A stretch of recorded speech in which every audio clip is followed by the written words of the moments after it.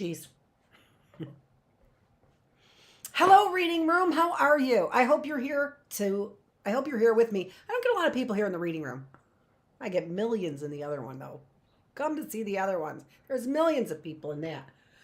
Um Chapter 9. I'm so excited though, right? It doesn't even matter who's here or not because I am excited to continue on and find out what happens here. Uncle Monty, oh my gosh, I'm so sad. But as we left off, Violet had an idea. Look at, we're almost done. So let's see what Violet has. She's like, okay, we'll leave. What has Violet got going on? Chapter 9. When Violet opened the enormous door of the reptile room, the reptiles were still there in their cages, the books were still on their shelves, and the morning sun was still streaming through the glass walls. But the place simply wasn't the same. Even though Dr. Lucafont had removed Uncle Monty's body, the reptile room was not as inviting as it used to be and probably never would be. What happens in a certain place can stain your feelings for the location, just as ink can stain a white sheet. You can wash it, and it still never forgets what. You can wash it and still never forget what had transpired. A word which here means happened and made everybody sad. I don't want to go in, Klaus said. Uncle Monty died in here. I know we don't want to be in here, Violet said, but we have work to do. Work, Klaus said. What work? Violet gritted her teeth. We have work to do, she said. That Mr. Poe should be doing, but as usual, he is well-intentioned, but of no real help. Klaus and Sunny sighed as she spoke out loud, a sentiment all three siblings had never said, but always felt, since Mr. Poe had taken over their affairs. Mr. Poe doesn't believe that Stefano and Count Olaf are the same person, and he believes that Uncle Monty's death was an accident. We have to prove him wrong on both accounts. But Stefano doesn't have the tattoo, Klaus pointed out, and Dr. Lucafont found venom of the Mamba du Mal in Monty's veins. I know, Violet said impatiently. The three of us know the truth, but in order to convince the adults, we have to find evidence and proof of Stefano's plan. We'll never know. If only we'd found evidence and proof earlier, Klaus said glumly. Then maybe we could have saved Uncle Monty's life. We'll never know about that, Violet said quietly. She looked around the reptile room, which Uncle Monty had worked on his whole life. But if we put Stefano behind bars for his murder, we'll at least be able to prevent him from harming anyone else. Including us, Klaus pointed out. Including us, Violet agreed. Now, Klaus, find all of Uncle Monty's books that might contain information about the Mamba du Mal. Let me know when you find anything. But all that research could take days, Klaus said, looking at Monty's considerable library. Well, we don't have days, Violet said firmly. We don't even have hours. At 5 o'clock, the Prospero leaves Hazy Harbor, and Stefano is going to do everything he can to make sure we're on that ship. And if we end up alone in Peru with him... All right, Klaus said. Let's get started. Here, you take this book. I'm not taking any book, Violet said. While you're in the library, I'm going up to Stefano's room to see if I can find any clues. Alone, Klaus asked. In his room? It'll be perfectly safe, Violet said, although she knew nothing of the kind. Get cracking with those books, Klaus. Sonny, watch the door and bite anybody who tries to get in. Act right, Sonny said, which probably meant something like Roger. Violet left, and true to her word, Sunny sat near the door with her teeth bared. Klaus walked to the far end of the room where the library was, carefully avoiding the aisle where the poisonous snakes were kept. He didn't even want to look at the Mamba du Mal or any other deadly reptile, even though Klaus knew that Uncle Monty's death was the fault of Stefano and not really of the snake. He could not bear to look at the reptile who had put an end to the happy times he and his sisters had enjoyed. Klaus sighed and opened a book, and as And as at so many other times when the middle Baudelaire child did not want to think about his circumstances, he began to read. It is now necessary for me to use the rather hackneyed, I think that's how you pronounce it, hackneyed phrase, meanwhile, meanwhile, back at the ranch. All right, let's try that over. It is now necessary for me to use the rather hackneyed phrase, meanwhile, back at the ranch. The word hackneyed here means used by so many writers that the time Lemony Snicket uses it, it is a tiresome cliche. Meanwhile, back at the ranch is a phrase used to link what is going on in one part of the story to what is going on in another part of the story, and it has nothing to do with cows or with horses or with any people who work in rural areas where ranches are, or even with ranch dressing, which is creamy and put on salads. Here, the phrase meanwhile back at the ranch refers to what Violet was doing while Klaus and Sonny were in the Reptile Room. For as Klaus began his research in Uncle Monty's library and Sonny guarded the door with her sharp teeth, Violet was up to something I am sure will be of interest to you. Meanwhile, back at the ranch, Violet went to listen at the kitchen door, trying to catch what the adults were saying. As I'm sure you know, the key to good eavesdropping is not getting caught, and Violet moved as quietly as she could, trying not to step on any creaky parts of the floor. When she reached the door of the kitchen, she took her hair ribbon out of her pocket and dropped it on the floor, so if anyone opened the door, she could claim that she was kneeling down to pick it up rather than to eavesdrop. This was a trick she had learned when she was very small, when she would listen at her parents' bedroom door to hear what they might be planning for her birthday. And like all good tricks, it still worked. But Mr. Poe, if Stefano rides with me in my car and you drive Dr. Montgomery's Jeep, Dr. Lucafont was saying, then how will you know the way? I see your point, Mr. Poe said, but I don't think Sonny will be willing to sit on Dr. Montgomery's lap if he's dead. We'll have to work out another way. I've got it, Stefano said. I will drive the children in Dr. Lucafont's car, and Dr. Lucafont can go with you and Dr. Montgomery in Dr. Montgomery's Jeep. I'm afraid that won't work, Dr. Lucafont said gravely. The city laws won't allow anybody else to drive my car. And we haven't even discussed the issue of the children's luggage, Mr. Poe said. Violet stood up, having heard enough to know she had enough time to go up to Stefano's room quietly. Violet walked up the staircase and down the hall towards Stefano's door, where he had sat holding the knife that fearsome night. When she reached his door, Violet stopped. It was amazing, she thought, how everything had to do with Count Olaf was frightening. He was such a terrible person that merely the sight of his bedroom could get her heart pounding. Violet found herself half hoping that Stefano would bound up the stairs and stop her, just so she wouldn't have to open this door and go into the room where he slept. But then Violet thought of her own safety and the safety of her two siblings.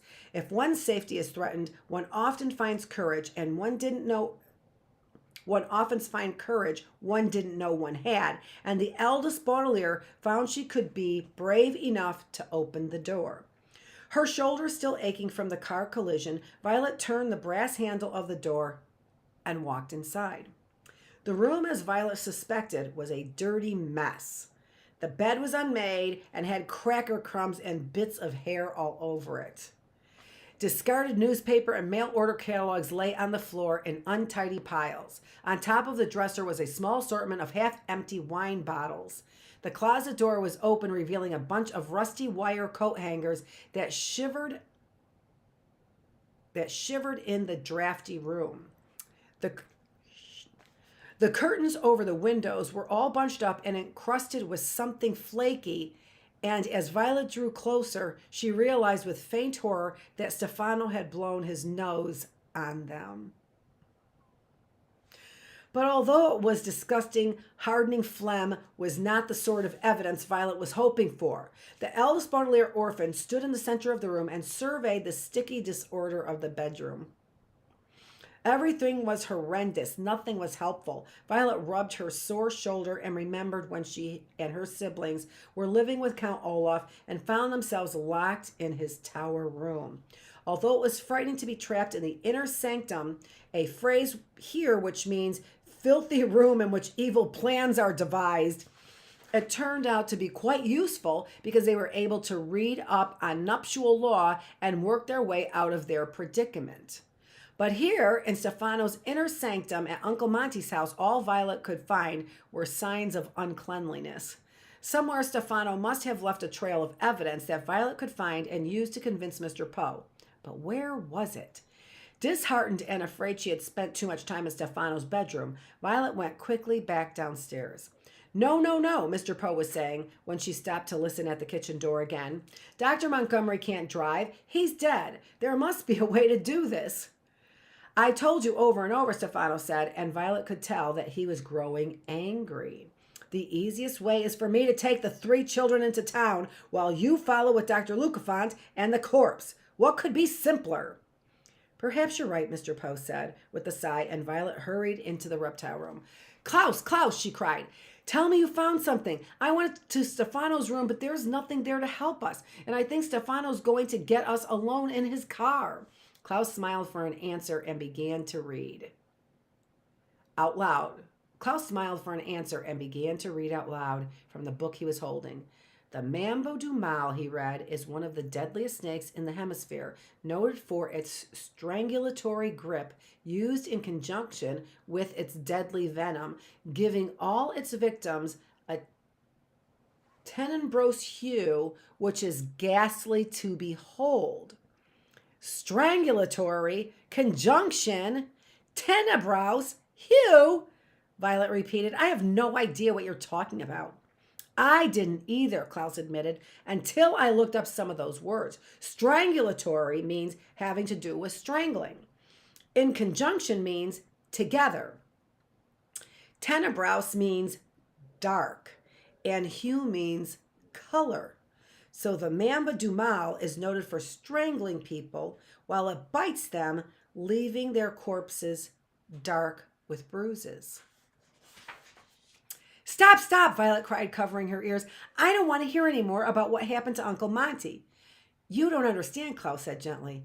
This isn't what happened to Uncle Monty. But Dr. Lucafont said there was venom of the Mambu du Mal in Monty's veins, she said. I'm sure there was, Klaus said, but the snake didn't put it there. If it had, Uncle Monty's body would have been dark with bruises. But you and I remember that it was as pale as can be. Violet started to speak and then stopped, remembering the pale, pale face of Uncle Monty when they discovered him. That's true, she said. But then how was he poisoned? Remember how Uncle Monty said he kept the venoms of all his poisonous snakes in test tubes to study them? Klaus said, I think Stefano took the venom and injected it into Uncle Monty. Really? Violet shuddered. That's awful. Okey pee, Sonny shrieked, apparently in agreement. When we all tell Mr. Poe about this, Klaus said confidently, Stefano will be arrested for Uncle Monty's murder and sent to jail. No longer will he try to whisk us away to Peru, or threaten us with knives, or make us carry his suitcase, or anything like that. Violet looked at her brother, her eyes wide with excitement. Suitcase, she said. His suitcase! What are you talking about? Klaus said. Quizzically, Klaus said quizzically, and Violet was about to explain when there was a knock on the door. Come in, Violet called, signaling to Sonny not to bite Mr. Poe as he walked in. I hope you are feeling a bit calmer, Mr. Poe said, looking at each of the children in turn, and no longer entertaining the thought that Stefano is Count Olaf. When Mr. Poloff used the word entertaining here, he meant thinking rather than singing or dancing or putting on skits. Even if he's not Count Olaf, Klaus said carefully, we think he may be responsible for Uncle Monty's death. Nonsense, Mr. Poe exclaimed as Violet shook her head at her brother. Uncle Monty's death was a terrible accident and nothing more. Klaus held up the book he was reading. But while you were in the kitchen, we were reading about snakes and... Reading about snakes, Mr. Poe said.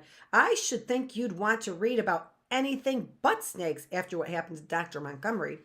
But I found out something, Klaus said, that it doesn't matter what you found out about snakes, Mr. Poe said, taking out a handkerchief. The Baudelaires waited while he coughed into it before returning it to his pocket. It doesn't matter, he said again, what you found out about snakes. Stefano doesn't know anything about snakes. He told us that himself. But, Klaus said, but he stopped when he saw Violet. She shook her head at him again, just slightly. It was a signal telling him not to say anything more to Mr. Poe.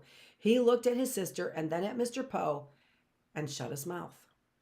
Mr. Poe coughed slightly into his handkerchief and looked at his wristwatch. Now that we have settled this matter, now that we have settled that matter, there is the issue of riding in the car. I know that the three of you were eager to see the inside of the doctor's automobile, but we've discussed it over and over, and there's simply no way it can work. You three are going to ride with Stefano into town while I ride with Dr. Lucafont and Uncle Monty. Stefano and Dr. Lucafont are unloading all the bags now, and we will leave in a few minutes. If you'll excuse me, I have to call the Herpetological Society and tell them the bad news. Mr. Poe coughed once more into his handkerchief and left the room.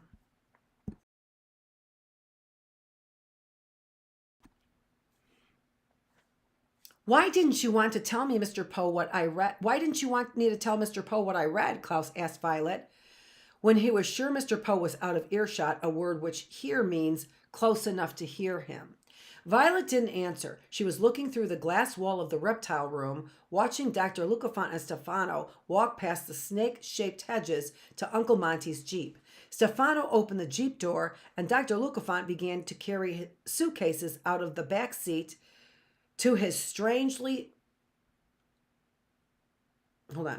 out of the back seat in his strangely stiff hands. Violet, why didn't you want me to tell Mr. Poe what I read? When the adults come to fetch us, Violet said, ignoring Klaus's question, keep them in the reptile room until I get back. But how will I do that? Klaus asked. Create a distraction, Violet answered impatiently, still looking out the window at the little pile of suitcases Dr. Lucafont was making. What distraction? Klaus asked anxiously. How? For goodness sake, Klaus, his older sister replied, you have read hundreds of books. Surely you must have read something about creating a distraction. Klaus thought for a second. In order to win the Trojan War, he said, the ancient Greeks hid the soldiers inside an enormous wooden horse. That was sort of a distraction, but I don't have time to build a wooden horse. Then you'll have to think of something else, Violet said, and began to walk around the door, still gazing out the window. Klaus and Sonny looked first at their sister and then out the window of the reptile room and the direction she was looking. It is remarkable that different people will have different thoughts when they look at the same thing. For when the two younger Baudelaires looked at the pile of suitcases, all they thought was that unless they did something quick, they would end up alone in Uncle Monty's Jeep with Stefano. But from the way Violet was staring as she walked out the reptile room, she was obviously thinking something else.